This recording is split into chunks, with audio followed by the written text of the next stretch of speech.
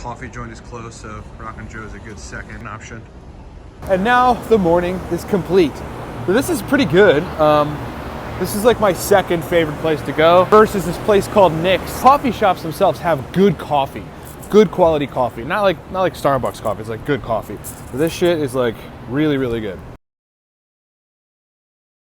I do these walks pretty much every morning, sometimes in the evening, sometimes in the morning and the evening.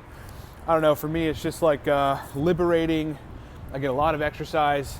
You know, walking is a great way to get like shredded, right? If you're just trying to cut a little bit of extra weight, kind of easy to stay shredded or stay lean when you're walking. Get glucose pumping, get blood flowing, get your brain flowing. I've gotten to the point now where like, you know, winter's coming and it's going to be pretty fucking cold and brutal like it was last winter and like it is every winter. And, you know, I just don't care. You know, I'm going to strap on all of my cold weather shit and come out here and basically do the same thing. And I'm pumped about it, honestly. In total, I think I get 3 miles in. Last time I checked the health app on my iPhone, it's about 3 miles in the route that I'm taking. It's actually gotten to the point where, like, you know those things that you have woven into your life that, like, where if you don't do them, you start to go crazy? Like, I don't know if you have those things or have dealt with, like, addiction at any capacity, addiction to anything. Or you've, like, been around frankly, people that are addicted to like substances, because I mean, they get to the point where once the drive kicks in to go consume the substance, like they become crazy. You know what I'm saying? Like a thing happens to them where it just takes over, and they've kind of got to go seek it. I'm that way with these walks, both in the morning and in the evening. You know, so definitely in the morning, like I get that way, and I'm like, okay, it's time to go. It's time to do it. I may actually like be consumed with something else or working on something else, and then my brain and body kind of just gets that urge, like it just takes over me completely, and I need to just stop what I'm doing and get outside and start walking.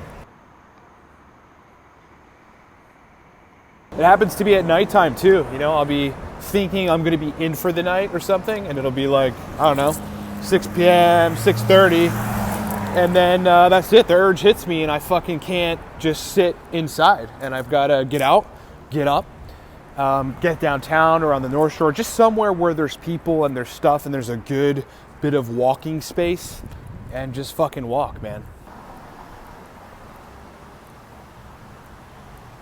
And the routine kind of switches, but what I found is like most fitting is walking while I'm drinking coffee. So in the beginning, it was walking on the North Shore side, which is actually just across the river. Over there across the river. And, you know, I was getting in like, gym shorts and shoes and whatever, and going over there and walking for the morning, and it being kind of like a workout thing, right? Then I started just coming downtown and getting coffee and then walking around with my coffee, and that became like the workout, right? Because again, it's 3 miles, sometimes 4 depending on the day. But it just, I don't know, it seems to align a lot more, right? Because there's caffeine in the mix, it's waking up my brain, and then I'm walking around, I'm kind of just in regular clothes, you know, it's not like a workout, like an athletic deal. It's just kind of like I'm walking around, kind of casually, you know, seeing shit and whatever. Also, am a huge believer in like varying your routines, like having routines, because I think routines are life. I mean, they are for me and they are for everybody. If you think about it, some people just hate their routines. Like they wake up at 7 a.m. or whatever, and they have to execute the same routine, go to the same job, go to the same fucking deli for lunch or whatever, drive in the same traffic pattern on the way home, pretty much do the same things, once they get home leading into the evening, and that's their routine, right? So like, but what's optimal is having a routine that is doing stuff that you like to do, but also being able to change that routine into another routine of new things that you like. And the greatest part about, for me, like living in the city, is that I get to, like, there's so many places, right? I mean, there's Billy's fucking bar and burger over there, and I actually haven't tried it yet. So like maybe later today, once I come back out here, because I think that's what I'm gonna do, I might try that place. But like on these walks, it's like I don't usually walk the same exact route, and it allows me to switch my routine up and identify like multiple new places to, like, in my morning walk routine, or in like whenever I come out here later on in the afternoon or come out here at nighttime to have different stuff to do, to then build new things into my routine, but that are different, and then eventually become routine. And when they become too routine, switch away from them, and add other things into the routine. It honestly just keeps me super sane and keeps me happy, and keeps me very content.